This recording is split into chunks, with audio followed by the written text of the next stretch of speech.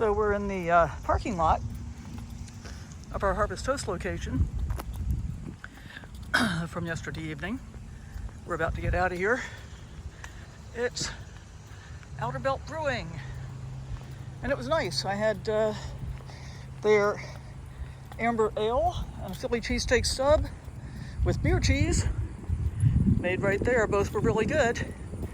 All right, I'm going to pull this chock from the front tire so that I can get off of the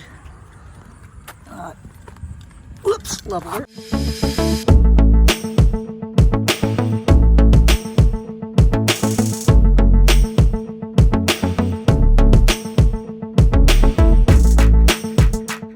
All right, there's Kid. He's always happy to go out. Your destination is on the left. And look at this smokestack, which I read you can actually walk up there and use the observation platform to look around. Looks like it's closed today though, or this guy doesn't want to go in. Not sure which. Got some brick building thing over there. Look at all this. This was originally, I think it was the Pittsburgh plate glass factory.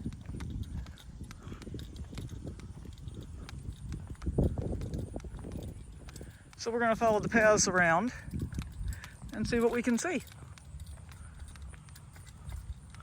I like that rather than just having it look like an industrial wasteland, they turned it into a park. That's pretty cool. So the metal structures are the ridge truss sculpture, which were the trusses that once supported the roof of the historic Coxey building, and they've been repurposed as sculpture in the ruins of the Aeriel Foundation Park. The sculptor is Bob Stovacek.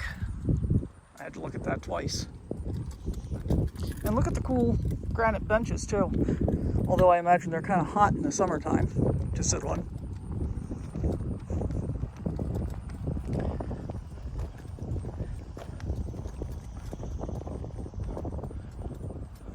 The slag glass is pretty. I used to have a fair amount of slag glass that I got in Arkansas. But that's one of the things that I let go when I got rid of my big house and I was downsizing.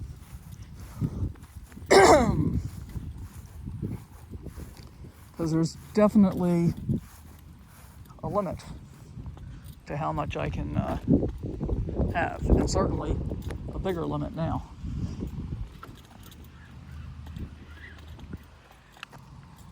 Well, that says private event. Huh. I'm gonna walk out here and check the main entry sign though, see what it says. Okay, so this building is the Clock House, and so named because it was where the PPG employees clocked in and clocked out at the beginning and end of every day. There's a small museum inside, but it says that it's a private event, so I guess we're not going in there. Okay, and we got a guide to the park's main features. So we came in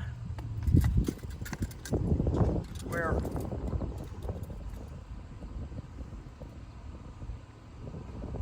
We came in here off Pittsburgh Avenue. So apparently it's quite a large park. We're gonna just go do some walking, see what we can see. Contemporary inspiration for the terraces in the Aeriel Foundation Park comes from the work of American landscape architect Charles Jenks. His work is primarily in the British Isles, and his works are monumental in scale, up to 1,200 feet wide and reaching heights of 100 feet with miles of walkways. So that's what we're looking at over there, and a little bit over here, a little bit behind us here.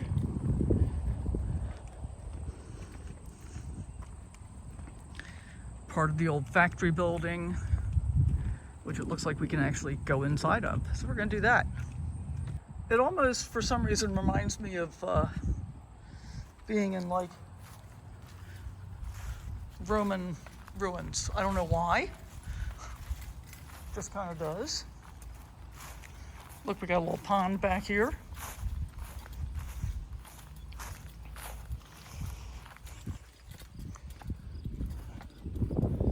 Very cool. And it's pretty warm, so we came out this side so we can walk in the shade for a minute. Now, I don't think that ginormous piece of concrete just landed there like that, but I do love the way that it is artfully placed. And pretty sure all these small piers are leftover remnants from the buildings back in the day.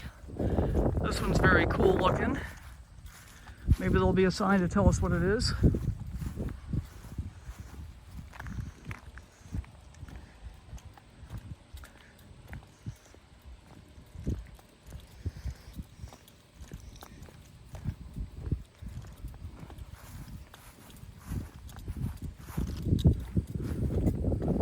Knox County Foundation Pavilion. Cool. The carpenter shop. Wooden crates for worldwide transport of sheet glass were fabricated in this unique structure built in 1945. Natural light and ventilation were provided by an energy efficiency V-shaped roof. The carpenter shop has been preserved as a public and private event space. Cool. And they got this nice patio back here. Awesome.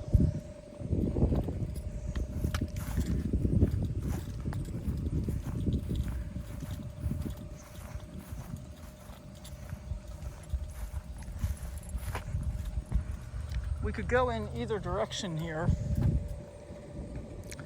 I think we're going to go this way though.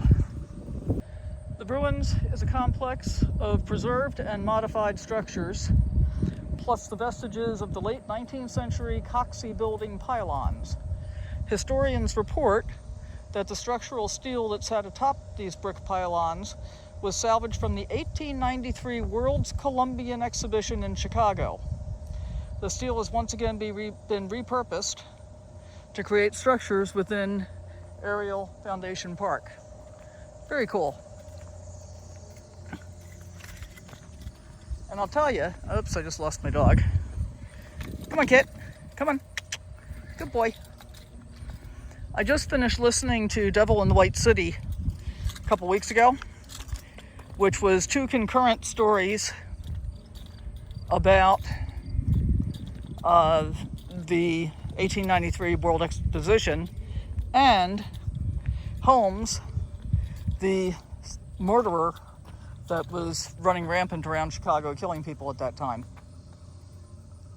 The Ruins includes the Coxey Building, 1900, and its adjoining clay storage building, the Carpenter Shop, 1945, the Smokestack, 1951, the Event Center, which was behind us, and 3 stair/elevator towers and the Clock House, date unknown. These structures not only convey a sense of the scale of the former glassworks, but also pay homage to its industrial legacy. All true.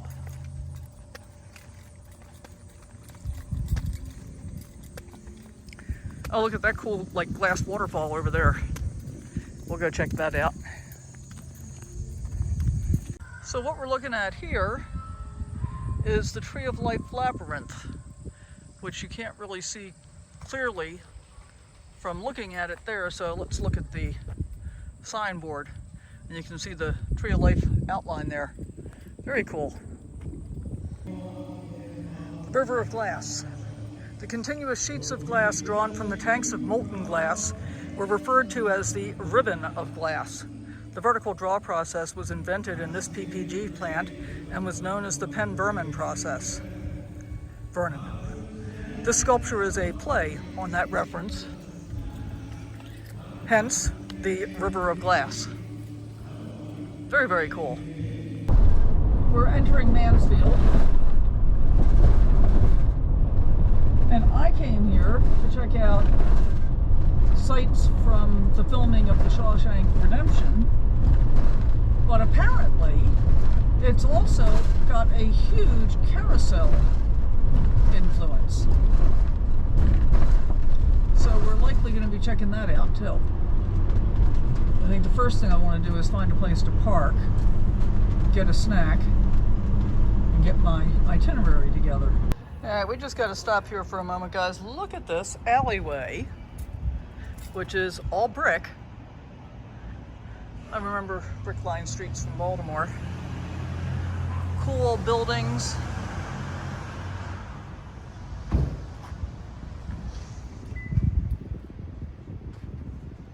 Yeah. This is the Carousel district. Really cool buildings.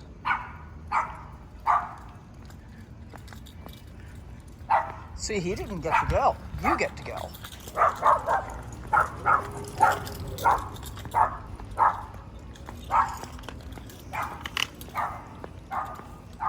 And well, it's almost like having a pocket park. Okay, well, I gotta stop and figure out where I intend to be going here. I know I want to go see the Carousel, which is behind me now. But I thought there was a Shawshank Redemption thing down this way. All right, let me look it up. Well, here's Carousel Antiques, which was the pawn shop window in the movie. So this is the Richland Carousel, and there's a museum. This is the oldest carousel, I think, in the country, it said. I guess I'll have to like look at stuff and figure it out. Pretty little park.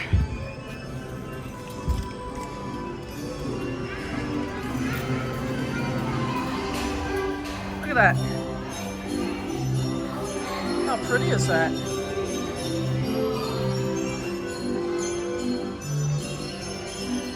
Oh, and you can pay money to watch the replica go around.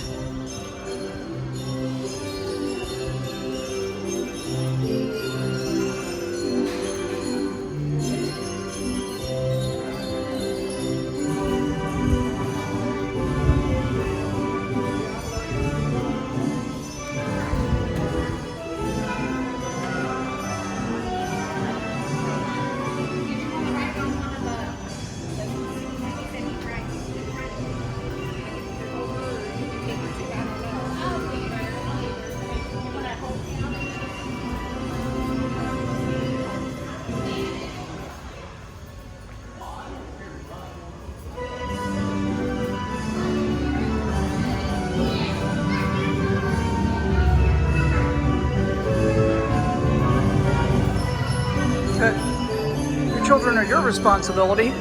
The operator's in charge of running the carousel.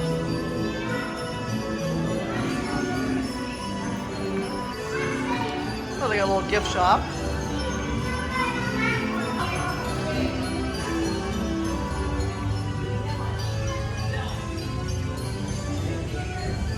Look at these old buildings.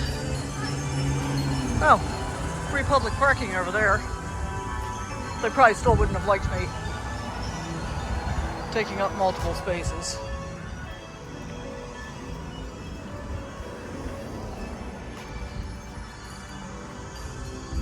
Very cool downtown here.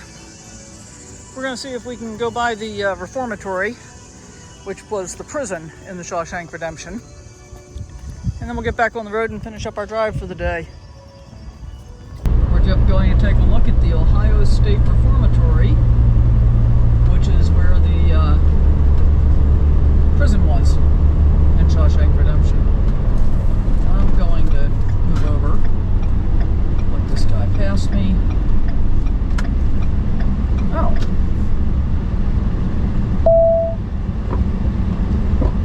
And here we go.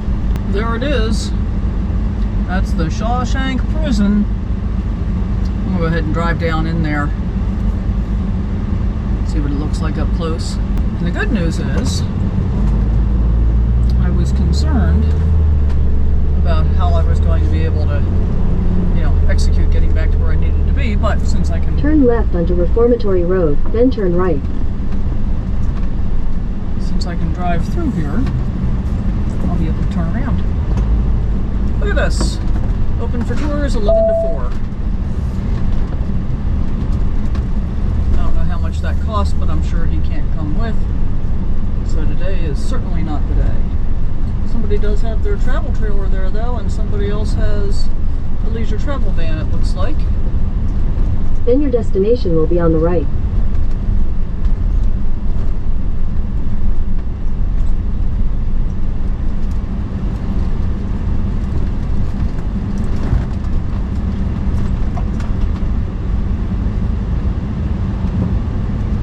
Doesn't say what the price is.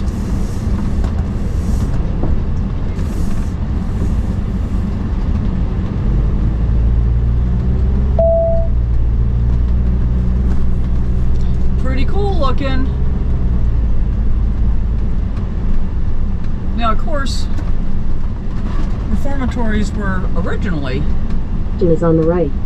I think, for boys, certainly for kids. That's pretty cool looking.